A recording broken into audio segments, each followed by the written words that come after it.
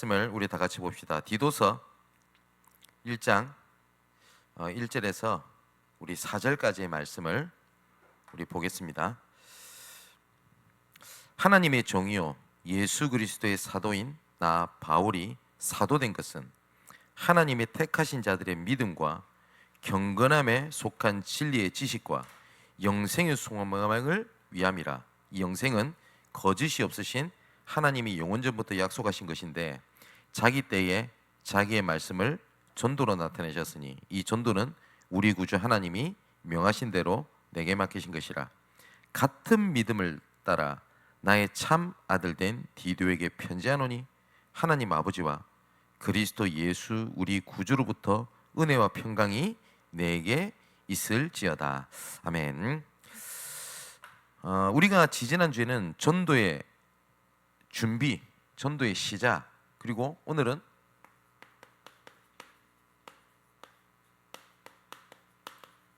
전도의 진행, 전도의 실천, 이 부분에 대한 얘기를 나눌 겁니다. 오늘 읽었던 본문에 보니까 하나님께서 부르심의 목적이 무엇인지를 분명히 말씀하고 있습니다. 하나님의 종이요 예수 그리스도의 사도인 나 바울이 사도된 것은 하나님의 택하신 자들의 믿음 그리고 경건함에 속한 진리의 지식과 영생의 소망을 위함이다 라고 말씀하십니다. 분명히 하나님께서는 목적을 가지고 부르셨는데 그 목적이 뭐냐니까 하나님의 택하신 자들의 믿음 그리고 경건함에 속한 진리의 지식, 영생을 소망의 위함인데, 두 번째, 하나님의 부르심의 내용이 뭐냐? 이 영생은 거짓이 없으신 하나님이 영원전부터 약속하신 것이다 라고 되어 있습니다. 이것은 구원을 얘기를 하죠. 구원은 크게 나를 향한 구원이 있고요, 나를 통한 구원이 있습니다. 이것은 구원이 두 종류라는 말이 아닙니다. 구원을 굳이 표현하자면 하나님께서 나를 향한 구원이 있고요, 또한 나를 통한 구원이 있다는 겁니다. 이 말은 하나님이 구원의 은혜와 그 구원을 주신 사명은 따로 떨어져 있지 않습니다. 은혜를 받고 나중에 사명을 발견할 뿐이지 하나님의 은혜와 사명은 함께 갑니다. 그래서 에베소서 2장 8절 10절의 말씀을 보면 너희는 그 은혜에 의하여 믿음으로 말미암아 구원을 받았으니 이것은 너에게서 난 것이 아니요 하나님의 선물이라. 10절에 뭐라고 되어 있냐? 우리는 그가 만드신 바라 그리스도 예수 안에서 선한 일을 위하여 지으심을 받은 자니 이 일은 하나님이 전에 예비하사 우리로 그 가운데서 행하게 하려 하심이라. 하나님의 구원의 은혜와 구원의 사명은 분리할 수 없습니다.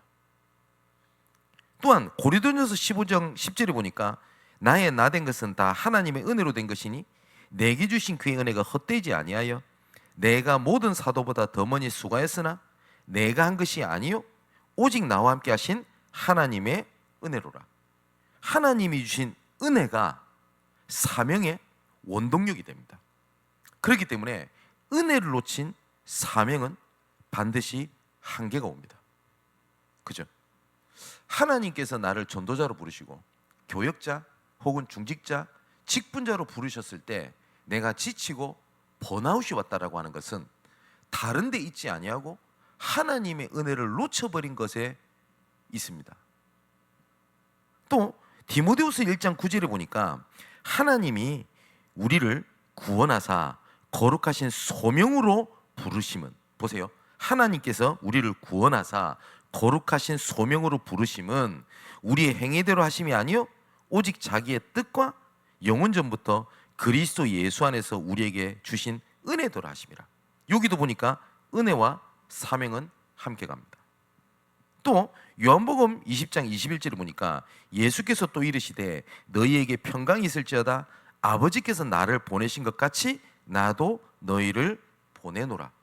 하나님이 주신 은혜와 하나님이 파송, 사명은 함께 갑니다. 그런데 이 두 가지가 분리되는 순간부터 우리 신앙생활은 문제가 오기를 시작을 합니다. 하나님이 주신 사명은 다 잃어버리고 내가 지금 당장 어렵다 보니 나는 은혜 받아야 돼, 은혜부터 받아야 돼 하면 은혜를 주신 하나님의 목적을 잃어버리게 됩니다. 그죠? 또한 하나님의 사명에 불타서 은혜 받는 것을 등한시 여기면 어느 날 나에게 신앙생활에 그리고 혹은 사역에 번아웃이 오고 지치게 됩니다. 하나님의 사람의 쓰임받은 사람의 특징이 있습니다. 지치지가 않았습니다. 왜냐? 함께 가기 때문에 그렇습니다. 이 두 가지는 반드시 기억하셔야 됩니다. 지금 우리 교회 혹시 주변에도 한때 뜨거웠던 사람들이 있을 거 아닙니까? 지금은 아니란 얘기잖아요. 어디서 왔다고 생각을 하십니까? 내가 봤을 때는 뭐 대상자가 말을 안 듣는다, 나랑 안 맞다 라고 생각하지만 성경에는 바울은 은혜라고 얘기를 합니다. 그죠? 세 번째 무슨 얘기를 하고 있냐? 하나님의 때에, 하나님의 시간표죠. 하나님께서는 말씀을 무엇으로 나타내시냐? 전도로 나타내시느니라. 이걸 보고 성경적 전도라고 합니다. 성경적 전도라는 것은 하나님의 시간표에 하나님의 말씀대로 하나님의 생명을 이루셨다. 그게 성경적 전도입니다. 성경적 전도는 누가 어디서든 말씀 따라 했더니 하나님께서 생명 얻는 일을 보게 하셨다. 그게 성경적 전도입니다. 어느 누구가요?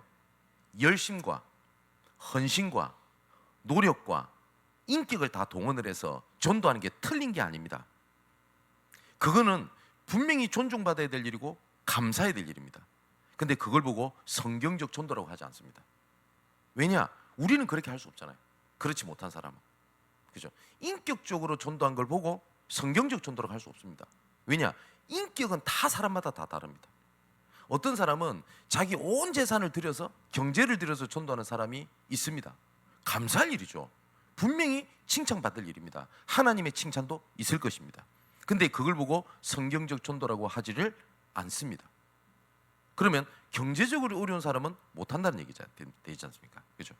그런데 하나님의 정확한 때에 말씀을 붙잡았더니 하나님께서 전도의 문을 여시더라. 이번 주에 재밌는 참 감사한 간증을 들었습니다. 전도 얘기를 듣고 전도 캠프 얘기를 들을 때마다 자기한테 내적으로 부딪히는 갈등이 있었대요. 자기는 회사원인데 회사원이 다락방을 인도할 수 있습니까? 그럴 시간도 없고 여유도 없고 그렇게 할 수가 없잖아요. 그래서 항상 은혜 받는 거에서 끝났대요. 아 그래, 그게 다락방 전도 운동이지. 아멘. 근데 어느 날 자기한테 다 부딪히는 하나가 있었답니다. 단어가 뭐냐? 성경적이라는 말. 그렇다면 내가 있는 직장에서 나한테 이런 문제가, 이런 일이 없다라는 건가? 나도 모르게 갖고 있는 불신앙이 있었대요. 이거는 내 때가 아니야. 자기도 모르게 생각했대요. 어느 정도 내가 승진하고 어느 정도 위치가 되면 이라고 하는 조건을 내걸었답니다. 아, 이게 불신앙이었구나. 그래서 이 불신앙을 내려놓고 한 가지를 하나님께 질문했대요. 하나님, 나에게 성경적 전도를 주옵소서. 그랬더니 며칠이 지나고 난 다음에 식사를 하는데, 회사 동료들이랑 식사를 하는데 툭 던진 말이었대요. 그 직장에 있는 사람이 뭐라고 얘기를 하냐니까, 뭐 요새 지금 여러 가지 회사 일 때문에 뭐 여러 가지 힘들잖아요. 그죠? 난 너무 힘든데 자네는 힘들지만 뭔지 모르게 여유가 있는 것 같다. 그러면서 툭 던졌던 말이 뭐냐니까, 야, 교회 다닌다더니 하나님이 너와 함께 하는 것 같다. 그래서 그냥 웃었대요. 그러고 딱 지나가서 회사 자리에 딱 앉았는데 딱 충격이 딱 되더래요. 아, 하나님이 예비했구나. 그래서 저녁에 퇴근을 할 때 일부러 같이 나갔답니다. 같이 나가면서 툭 던졌대요. 뭐라 했냐, 나는 하나님과 함께하는 사람이라는 건 너 어떻게 알았어? 라고 하니까 갑자기 가만히 있더니 이렇게 얘기를 하더래요. 나도 한때 교회를 다녔었어. 그런데 다시 교회를 나갈 용기가 없었대요. 그런데 항상 그런 생각이 들었대요. 누가 내한테 한 번만이라도 손을 잡아줄 수 있다면 자기는 하나님 앞으로 돌아가고 싶다는 생각이 있었대요. 근데 아무도 안 해주더래요. 그래서 교회 다니는 사람한테 관심이 많았답니다. 그래서 자기가 대놓고 얘기하면 되는데 그럴 용기가 없어가지고 툭툭 던졌대요. 그게 반응한 사람이 아무도 없었대요. 그러면서 웃으면서 얘기하더랍니다. 네, 너한테도 얘기했었는데 가만히 생각해보니까 툭툭 던진 얘기 있더래요.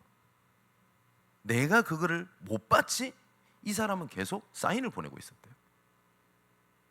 그러면서 얘기를 하게 됐답니다. 그래서 복음을 전하게 되고 매주 점심시간 때마다 복음을 나누게 됐대요. 그 간증을 하시더라고요. 하나님은 문을 열어놓고 기다리고 사인을 하고 있는데 내가 보지를 못했구나. 그걸 보고 뭐예요? 망대. 그죠? 참 귀한 간증이라는 생각이 듭니다. 여러분, 어떤 사람이 내 재산을 들여서 이렇게 전도했다 이러면 감사할 일이죠. 그걸 무시하지는 않습니다. 저 귀한 분이라고 생각합니다. 그런데 감동은 받았어요. 근데 나를 향한 전도를 못 보면 어떻게 됩니까? 그죠? 자, 여러분, 전도를 이제는 준비하고 시작을 했던 그 내용을 가지고요, 어떻게 내가 실천하겠냐라는 부분을 가지고 말씀을 나누려고 합니다. 분명히 하나님의 때에 하나님의 말씀을 전도로 나타내신다라고 말씀을 하시면서 뭐요? 4절에 뭐라고 되죠? 같은 믿음을 따라 참 아들 된 디도에게 편지하노니. 뭐요? 이것은 하나님께서 나에게 주신 은혜가 아니라 너에게도 주신 은혜야. 이걸 나아가서 뭐요? 우리에게 주신 은혜라는 겁니다. 하나님의 때에 하나님의 말씀을 전도로 나타내셨느니라. 그래서 이것을 지키고 보는 것을 보고 뭐라고 하냐? 빛의 망대를 가진 파수꾼이라고 얘기를 합니다. 자, 이 내용을 가지고요 5절에 이렇게 얘기를 합니다. 디도서 1장 5절에 내가 너를 그레데에 남겨둔 이유는 라고 돼 있어요. 이때 디도서가 그레데에 남겨져 있었단 말이에요. 뭐냐? 남은 일을 정리하고 내가 명한 대로 각 성에 장로들을 세우게 하려 함이니라고 얘기를 합니다. 그러면 디도에게 뭘 얘기를 하죠? 하나님의 때에 하나님의 말씀을 전도로 나타내셨는데 같은 믿음을 따라 하나님이 너를 부르신 거다. 그리고 내가 너를 그레데에 남겨둔 이유를 근본을 딱 얘기합니다. 이 디도로서 써 목적입니다. 각 성의 장로들을 세우게 하려 합니다 라고 했죠. 뭐요? 일꾼을 세우라고 이야기를 하는 겁니다. 일꾼을. 그래서 빛의 망대를 가진 파수꾼이 가져야 될 3가지가 나옵니다. 무엇을 전달해야 될 건가? 메시지. 이게 디도서의 내용입니다. 그래서 이런 감독을 세우고 하는 내용들이죠. 두 번째, 너는 그럼 뭐 해야 될 것이냐? 라고 디도에게 메시지를 전달합니다. 다시 말하면 뭐죠? 그 메시지를 전달할 메신저입니다. 그리고 3번째는 전략입니다. 이게 세계복음화의 3요소입니다. 누구에게 어떤 메시지를 전달해야 될 것인가라고 하는 말씀이 준비되어 있어야 되고요. 그죠? 우리가 결국은 사람을 끄는 것은 제자는 말씀 따라 움직이지 그 사람의 인격 보고 움직이는 게 아닙니다. 인격이 필요 없다가 아니라 그걸로 움직이지 않습니다. 그죠?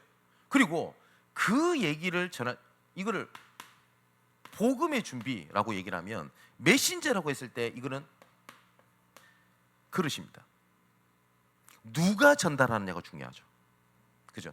그리고 그거에 대한 전략입니다. 이 3가지가 디도서의 내용입니다. 1장부터 3절까지. 그래서 어떠한 일꾼, 어떠한 장로를 세울 거냐라고 하는 메시지, 무엇을 전달할 거냐, 그리고 너는 무엇을 해야 될 것이냐, 메신저. 3번째, 전략입니다. 이것을 가지고요 우리가 다락방 전도 운동에 실천을 해야 될 내용들이 있습니다. 가장 첫 번째는 무엇을 가지고 시작해야 될 것인가 할 때 제일 중요한 게 개인 양육입니다. 디모데후서 2장 2절에게 보니까 디모데에게 이렇게 얘기를 합니다. 네가 많은 증인 앞에서 내게 들은 바를 충성된 사람에게 부탁해라. 그들이 또 다른 사람을 가르칠 수 있으리라. 뭐요? 내게 들은 바를, 증인입니다. 그거를 그대로 전달하는 겁니다. 내가 양육을 받은 대로 전달해라. 그러면서 뭘 얘기하죠? 그 군인, 선수, 농부 얘기를 합니다. 그러고 난 다음에 7절에 이렇게 얘기를 해요. 내가 말하는 것들을 생각해 보라. 주께서 범사에 총명을 주시리라. 여기에 뭘 얘기를 하냐니까 묵상을 얘기합니다. 내가 말하는 걸 생각해 봐라. 범사에 너에게 총명을 주시리라. 이 세 가지를 바울이 디모데에게 성공하는 법, 축복받는 법을 가지고 군인, 군사, 그 다음에 경기하는 자, 농부를 얘기한 것이 아닙니다. 그죠? 그래서 제일 중요한 게 범사에 한번 생각해봐라. 묵상이거든요. 이 묵상이 어디서 시작이 되냐니까 이걸 보고 삶 오늘이라고 적용할 수 있습니다. 전도자가 해야 될 것이 가장 첫 번째가 뭐냐니까 하나님께서 내 지금 전도 현장에 성취될 말씀을 주시고 지금 있다. 그래서 많은 사람들이 말씀을 받는 목적이 있겠죠. 거기에 따라 받는 응답이 다릅니다. 그렇지 않겠습니까? 내가 오늘 너무 내 삶이 힘드니까 위로를 받아야 되겠다. 그리고 해서 내가 말씀을 받아요. 크든 작든 내가 위로를 받았지요. 응답 받은 겁니다. 그렇지 않습니까? 그죠? 교역자가 잘 빠지기 쉬운 함정이 하나가 있습니다. 내가 목사님 대신 혹은 전도사님 대신 다락방 가야 돼요. 혹은 내가 설교를 맡기로 했어요. 뭐 해야 되지? 라고 하고 있는데 화요집회나 새가족을 갔어요. 은혜를 받았어요. 그럼 어떤 생각이 드는지 이거 얘기해야 되겠다. 성도들에게. 그렇게 말씀을 듣잖아요. 그러고 난 다음에 성도들에게 전달합니다. 성도들도 같이 은혜 받았어요. 응답 받았잖아요. 나는 말씀 그리 붙잡았으니까. 왜냐? 전달해야 되겠다라는 걸 가지고 설교에 자료로 내가 은혜를 받았잖아요. 그럼 전달했으면 응답 받은 거 아닙니까? 목회자들이 잘 속는 거 하나. 그죠? 그런데 하나님께서 하나님의 때에 하나님의 말씀을 전도로 나타내시기 때문에 하나님께서 지금 나에게 전도 계획을 두고 나에게 말씀을 주고 계신다 라는 것에서 사모늘은 시작을 합니다. 그래서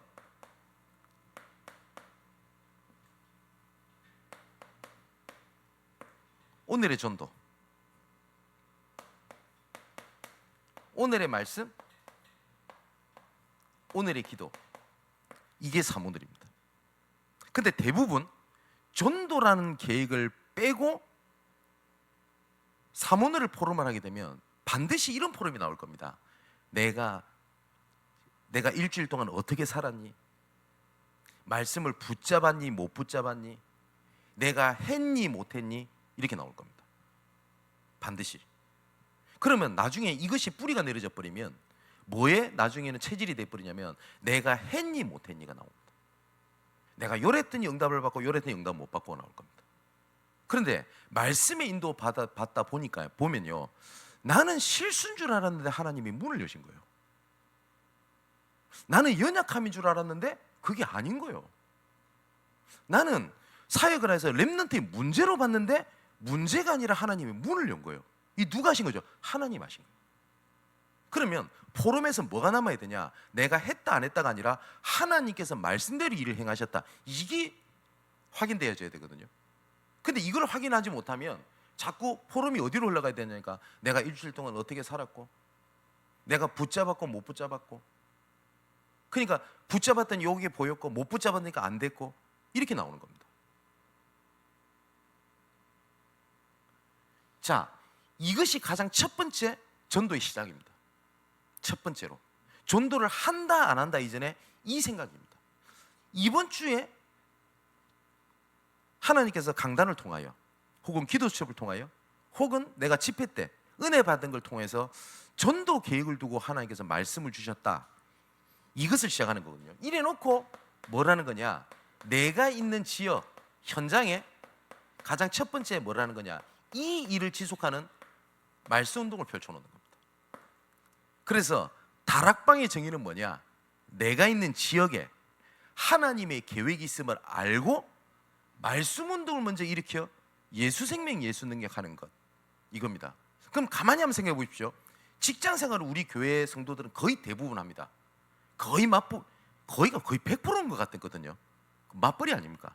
자, 내가 그 직장에서 내가 전도를 두고 얼마만큼 내가 생각을 하고 말씀이랑 연결시키셨습니까? 그게 중요한 겁니다. 성경 구절 하나를 보면 사도행전 9장 10절에 보면 아나니아라고 하는 사람이 나옵니다. 이 아나니아가 예수님이 세웠던 70인 제자냐 아니냐, 여기에 따라서는 신학적인 논쟁도 있습니다. 근데 초대 교부에 에우세비우스라고 하는 교부에 쓴 글에 보면 이 아나니아가 70인 제자 중에 한 명이라고 이 사람의 글에 나옵니다. 네. 그리고 동방정교회의 전승에 보면 이 아나니아가 70인 제자 중에 한 명으로 인정을 하고 성인으로 기억하는 문화가 동방정교회에 있습니다. 근데 중요한 거는 이 아나니아가 70인 제자였다 아니었다는 것은 명확하게 알 수는 없습니다. 왜? 성경이 기록되어 있지 않기 때문에. 근데 분명한 거는 사도행전 9장 10절에 이렇게 기록되어 있어요. 그때에 다메섹에 아나니아라 하는 제자가 있었더니, 분명히 다메섹이라는 지역에 아나니아라는 제자가 있었다는 겁니다. 거기에 환상 중에 불러 이르되, 그 말은 분명히 하나님을 바라보고 있었다는 증거죠. 아나니아는 지역에서 말씀 운동을 펼치고 있었던 것만은 사실인 것 같습니다. 그리고 이 아나니아를 통해서 바울이 처음에 복음을 듣게 되는데, 사도행전 22장 12절에 그 바울의 간증에 보면 아나니아를 직접 언급하는 장면이 나와요. 그럼 어디에 그렇게 나와 있냐니까, 뭐라고 얘기하니까, 율법을 따라 경건한 사람으로 거기 사는 모든 유대인들에게 칭찬을 듣는 아나니아라는 자가 있더니, 이렇게 아나니아를 거기에 잠시 머물렀던 나그네 혹은 다른 사람이 모르고 있었던, 어쩌다가 있었던 아나니아가 아니라 그쪽 지역 사람에게 칭찬을 듣던 아나니아라는 것을 보면 그 지역에서 지속하고 있었던 70인 제자든 아니든 제자였던 것만은 사실입니다. 그죠? 그래서 내가 있는 지역에 하나님의 계획이 있음을 알고 말씀 운동을 펼쳐놓는 겁니다. 그러면 하나님이 때를 따라 하나님이 붙이십니다.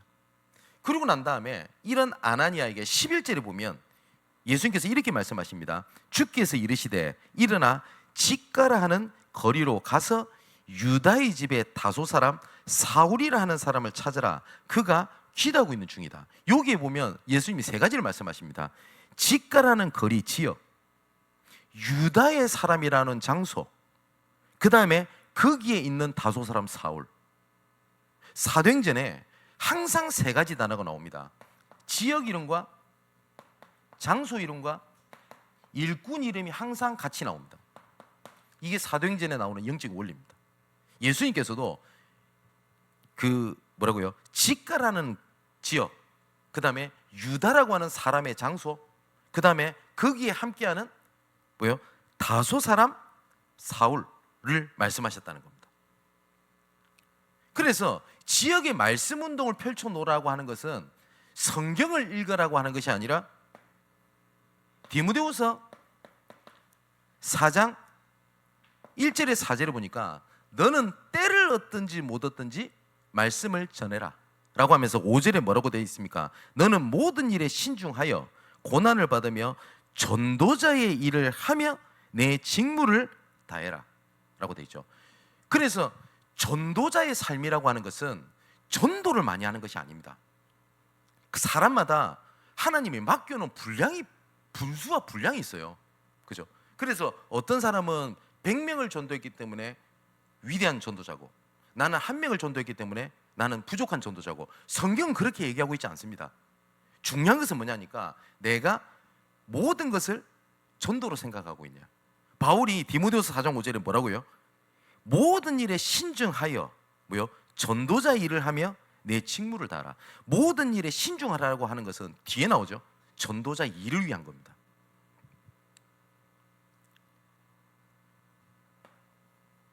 이렇게 하고 있으면 하나님은 반드시 문을 여십니다. 만남을 주십니다. 예수님께서도 분명히 뭐라고 말씀을 하냐니까 예비된 자가 있다라고 말씀하십니다. 예비된 자가. 그래서 마태복음 10장 11절 14절의 말씀 보니까 어떤 성이나 마을에 들어가든지 그 중에 합당한 자를 찾아내어 너희가 떠나기까지 거기에 머무르라. 분명히 합당한 자가 있다라고 말씀하십니다. 그 합당한 자를 찾을 때까지 전도자의 삶으로 지속하고 있는 겁니다. 그러면 분명히 합당한 자가 나옵니다.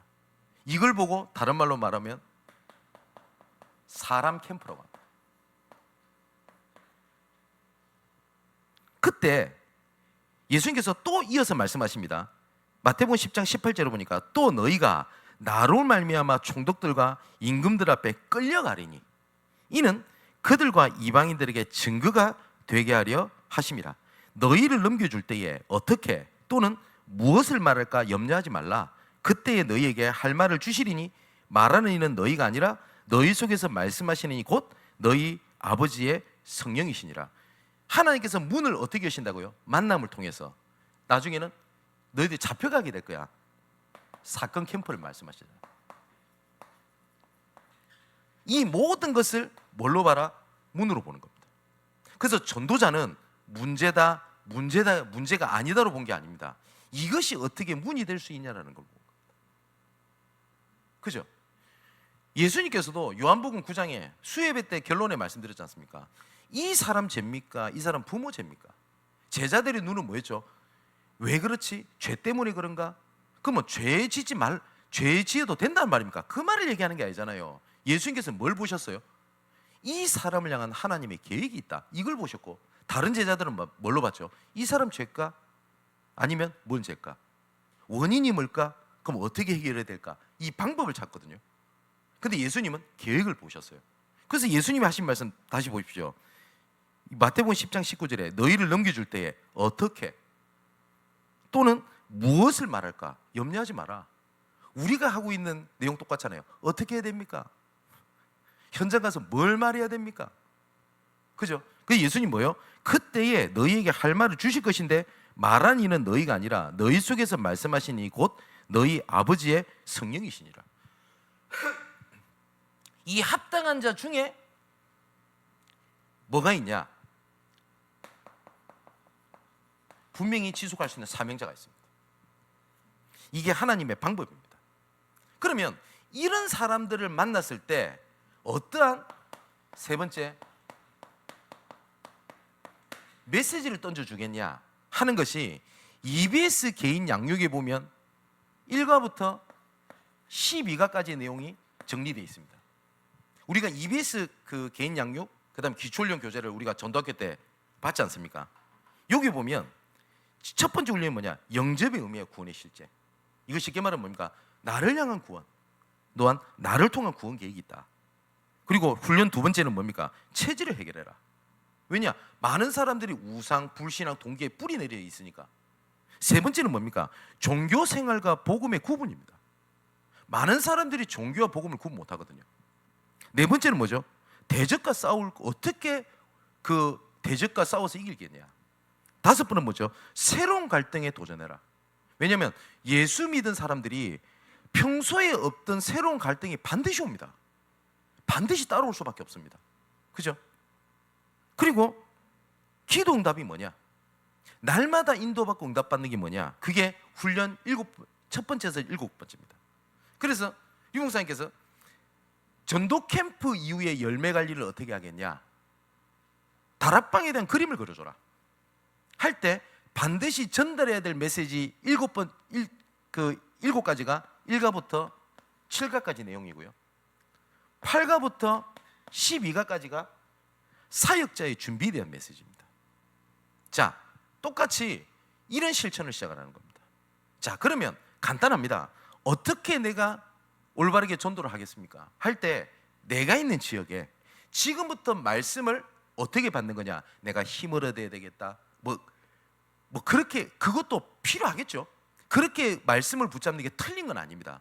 전도자라면 다르게 들어야 되겠죠. 그죠?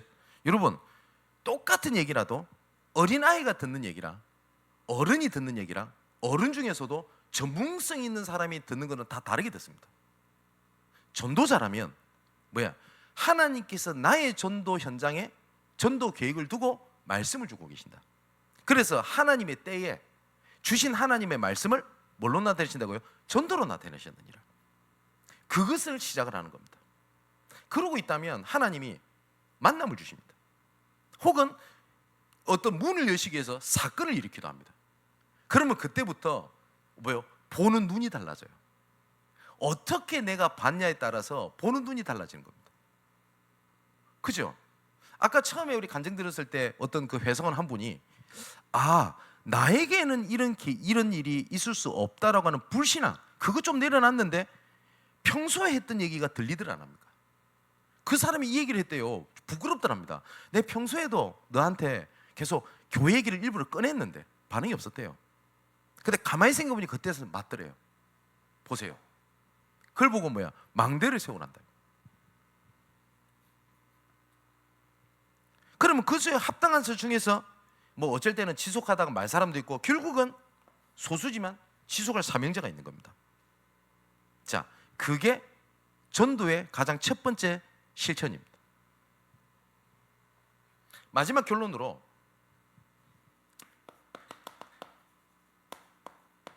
누가복음 22장 28절에서 32절에 예수님께서 이렇게 말씀하십니다. 너희는 나의 모든 시험 중에 항상 나와 함께한 자들인즉 내 아버지께서 나라를 내게 맡기신 것 같이 나도 너희에게 맡겨 너희로 내 나라에 있어 내 상에서 먹고 마시며 또는 보좌에 앉아 이스라엘 12지파를 다스리게 하려 하노라. 예수님께서 십자가 지시기 전에 하신 말씀입니다. 너희가 나한테 모든 걸 보았지 않냐? 그리고 하나님께서 나에게 맡기신 것 같이 나도 너희에게 맡겨 내 나라에 있어 함께 할 수 있는 참여하는 자로 만들게 할 것이다 라는 하나님의 약속을 말씀하시면서 베드로에게 말씀하십니다. 시몬아 시몬아 보라 사탄이 너희를 밀 까부르듯 하려고 요구하였으나 뭐가 있죠? 반드시 그거에 대한 공격과 시험이 있다고 분명히 예수님이 말씀하십니다. 분명히. 그죠? 그래서 우리가 이번 주에 말씀 나눴던 것처럼 내가 진짜 전도자 일을 하고 복음 안에 있다고 문제가 없습니까? 성경은 그렇게 말하고 있지 않습니다. 어떤 사람은 이렇게 얘기하는 걸 봤습니다. 성령 충만 받으면 누가 때려도 기분 안 나쁘고 누가 무슨 얘기를 하면 시험도 안 들고 괜찮다 얘기를 합니다. 성령 충만이 우리를 무슨 초능력자로 만듭니까? 성경은 그렇게 있지 않습니다. 하나님의 자녀에게 반드시 공격과 시험이 온다라고 얘기를 합니다. 그래서 예수님께서도 얘기한 겁니다. 사탄이 너희를 밀 까부르듯이 하려고 하나 요구했지만 32절에 그러나 반전입니다. 내가 너를 위하여 내 믿음이 떨어지지 않기를 기도하였노니 너는 돌이킨 후에 내 형제를 굳게 해라. 그게 무슨 말이죠? 너에게 온 모든 시험이 네 형제들을 굳게 만드는 발판이 되게 하겠다. 그렇죠? 우리 사랑하는 성도 여러분, 지금에 있는 문제를요 발판을 삼을 거냐 아니면 이것을 문제 해결로 볼 거냐에 따라서 열매는 분명히 다릅니다. 혹시 우리 렘넌트들, 렘넌트를 키우는 렘넌트의 모델 언약을 잡았으면 여러분 시기 때 오는 갈등, 문제, 진로 문제 이거를 발판 삼아버리면 또 돌이킨 후에 그 다른 렘넌트를 굳게 만드는 발판이 될 수 있습니다. 그죠? 저는 목사입니다. 제가 가는 길에 어려움이 많겠죠. 걸림돌이 많을 겁니다. 현실과 부딪히는 여러 가지 시험이 많을 겁니다. 이것이 단순히 나를 강하게 만드는 게 뿐이 아니라 그 다음에 있는 수많은 제자들, 중직자들, 여러분들을 발판 삼을 수 있도록 하나님이 주신 것이라면 기꺼이 기쁜 마음으로 할 수 있지 않습니까? 그렇지 않습니까? 그죠? 지금 많은 사람들이 어렵다고 얘기합니다. 예, 맞습니다. 문제가 많다고 얘기를 합니다. 예, 맞습니다. 저는 이때가 렘넌트들에게 중요한 걸 보여줄 수 있는 시기라고 저는 생각을 합니다. 어려울 때에 엄마가, 아빠가, 우리 선생님이, 우리 중직자가, 나아가서는 우리 목사님이 어떻게 하나님 앞에 서는지를 보여줄 수 있는 최고의 기회라고 생각합니다. 어려울 때 도망가는 걸 보여주실 겁니까? 어려울 때 좌절한 모습을 보여주실 겁니까? 어려울 때 회피하는 모습을 보여주실 겁니까? 그러면 바꿔서 내 자녀들이 그렇게 하는 모습을 보고 신앙생활을 한다면 어떻다고 생각하십니까? 저는 그런 사람들을 정죄하거나 판단하려는 목적이 아닙니다. 절대 결단코 아닙니다. 자, 그렇다면 몇 가지를 생각해 봅시다.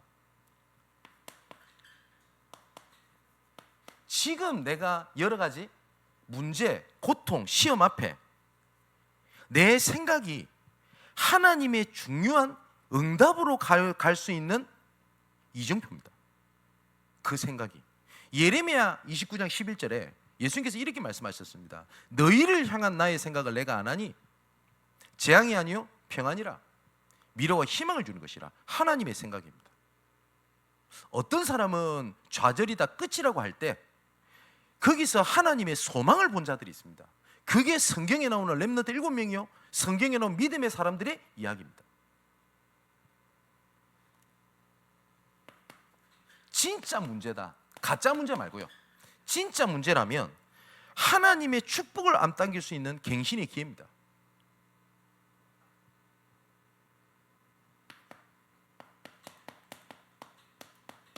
사람과의 갈등이 있을 수 있습니다. 이 갈등은 하나님의 발판으로 만들 거냐, 아니면 나의 인생의 걸림돌로 만들 거냐, 혹은 하나님과 함께할 동력자로 만들 거냐, 아니면 내가 의지하는 틀린 소망으로 만들 거냐, 이 차이입니다.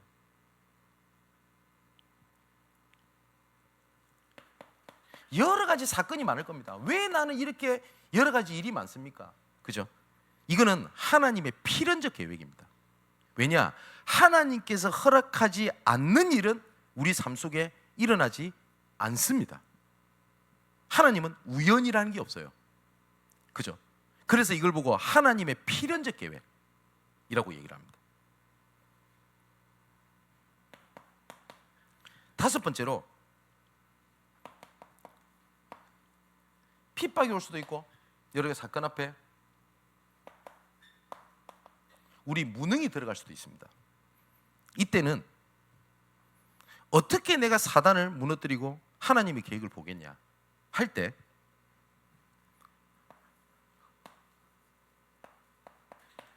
어디 앞에 서냐라는 게 중요합니다. 우리는 하나님 앞에 서야 될 줄 믿습니다. 이걸 보고 뭐라고 얘기를 하냐? 코람데오라고 얘기를 합니다. 좀 써볼게요. 코람, 데오. 이렇게 씁니다. 데오는 하나님, 그 다음에 코람, 앞에서, 이런 말입니다. 어디 앞에 서실 겁니까? 문제 앞에 서냐, 아니면 내 눈앞에 보이는 현실 앞에 서냐? 이 보는 것이 모든 것을 뒤바꿉니다. 하나님의 지금 일어난 사건들이 하나님의 필연적이라니까요. 우리가 봤을 땐 저 사람 때문에, 혹은 내가 무능해서, 내가 실수해서 이루어졌을 수도 있습니다. 아니, 졌습니다. 하지만 그 모든 것을 허락하신 이는 하나님이십니다. 성경에 하나님의 뜻이 없이 이루어지는 건 아무것도 없습니다. 중요한 것은 이것을 인정하고 하나님 앞에 서냐, 아니면 내가 문제 앞에 서냐, 그 차이입니다. 흑암을 어떻게 무너뜨릴까요? 빛으로 들어가면 어둠은 둘러싸지를 못합니다. 맞죠? 그러면 내가 어둠이랑 싸우는 겁니까? 빛으로 들어가는 겁니까? 분명히 하나님 말씀하셨습니다. 주 앞에 순복해라. 주와 하나님과 주를 가까이 하라. 그러면 너희 대적이 피하게 될 것이다. 그러면 영적 싸움은 내가 24시간 동안 결박이라는 단어를 외치고 힘을 모아가지고 뭐 장풍 쏴듯이 그게 결박하는 겁니까? 아니면 빛으로 들어가는 겁니까? 빛으로 들어가는 겁니다. 그죠? 그렇다면 답은 간단합니다. 내가 하나님 앞에 엎드리냐? 아니면 내가 그걸 싸우냐는 겁니다. 엎드리는 저와 여러분 되시기를 주님의 이름으로 축원을 드립니다. 전도의 시작, 전도의 준비, 그 다음에 전도의 시작, 전도의 실천입니다. 전도를 두고 우리 금요일 날 말씀을 나누고 있습니다. 마지막 한 가지 우리가 기억할 거는 은혜 받는 거랑 사명을 가지고 실천하는 거랑 다르다 생각합니다. 아마 말씀을 쭉 들으면서 색다른 메시지를 들었다고 생각이 들지는 않으실 겁니다. 왜냐? 계속 말씀 들어왔던 분들은 목사님이 항상 말씀하시던 이야기. 그래서 제가 최대한 성경 구절을 가지고 얘기를 다 했습니다. 다락방에서 말하는 우리가 머리를 쥐어짠 전략이 아니라 성경에서 했던 얘기를 가지고 성경 본문을 가지고 얘기를 다 했습니다. 그러면 하나님의 말씀이라면 나에게도 옵니다. 그죠? 오늘부터 새로운 전도의 시작, 그 다음에 전도의 준비, 전도의 실천이 열매로 나타나는 저와 여러분 되시기를 주님의 이름으로 축원을 드립니다. 기도합시다. 우리의 인생이 하나님의 뜻 안에서 온전한 계획 속에 있음을 믿습니다. 완전한 구원을 이루셨으니 한 손엔 주신 은혜를 붙잡고 다른 한 손엔 사명을 가지고 빛의 망대를 가진 파수꾼으로 흩어진 모든 지역에 서게 하여 주옵소서.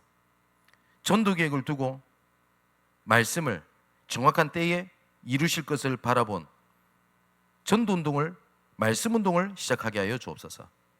반드시 예비된 자 속에 제자를 만나게 하시기 위하여 모든 사건 일을 허락하셨으니 문제로 보는 것이 아닌 그 뒤에 감춰진 하나님의 숨은 계획과 새로운 밭을 보는 눈을 열어 주옵소서.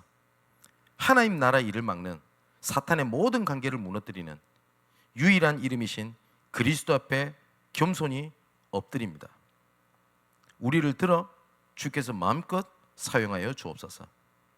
이 모든 말씀을 하나님의 때에 하나님의 말씀을 전도로 나타내시기까지 완전함으로 이끄시고 우리와 함께 계시는 예수 그리스도의 이름으로 기도하옵나이다. 아멘.